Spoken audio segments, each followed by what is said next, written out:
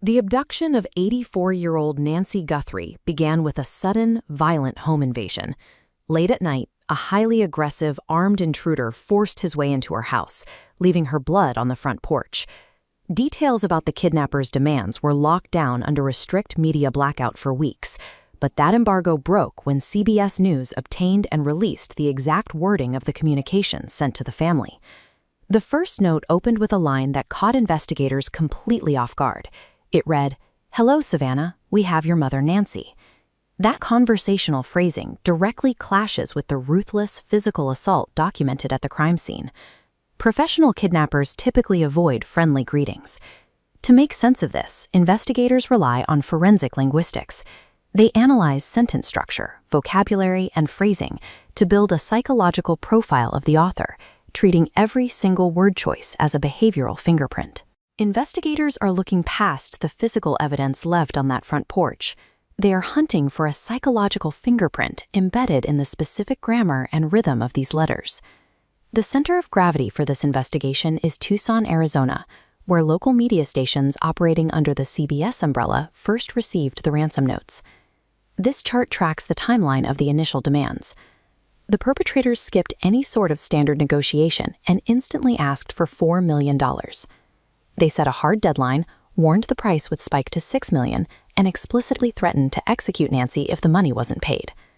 To handle an extortion of that size, the syndicate demanded the payment be routed through Bitcoin, making the massive financial transfer incredibly difficult for federal agents to trace. But the most alarming part of this first communication was a highly specific detail. The author knew the exact position in Nancy's bedroom where her Apple Watch was charging. That insider knowledge proves the intruders had intimate access to the house. The entire first note paints a picture of a lethal, highly organized crew executing a meticulously planned operation. Days later, the perpetrators sent a second note, but this time they dropped the multi-million-dollar demand entirely. Instead, they offered an apology. The second message begins, "We never intended to hurt her." That pronoun, we, confirms a multi-person conspiracy. The writer claims she perished and was buried with nature. These linguistic anomalies suggest the author is translating or softening a grim reality. That poetic description of being buried with nature actually aligns with a tip received by search teams, pointing them to a stream located south of the border near Nogales.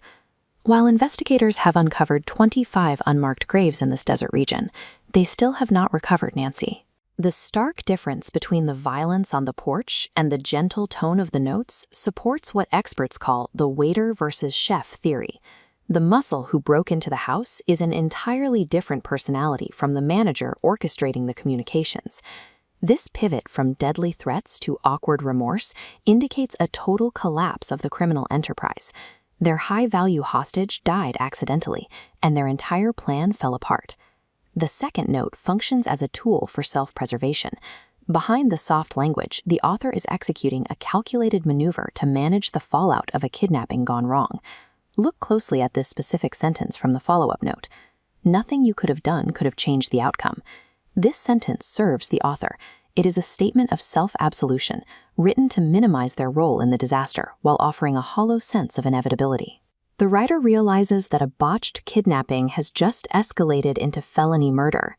By sending a note with no financial demands, they are trying to create a paper trail that distances them from the violent actions of the muscle. It lays the groundwork for a future courtroom defense. If caught, the writer's attorney can point to this letter and argue their client was merely a low-level communicator who tried to apologize, not a killer. When a high-stakes conspiracy is hit with immense pressure, the participants with the smallest physical roles are always the first to crack and turn on the others. By trying to write themselves out of a murder charge, the author of these letters handed federal investigators the exact psychological wedge they need to tear this conspiracy apart from the inside.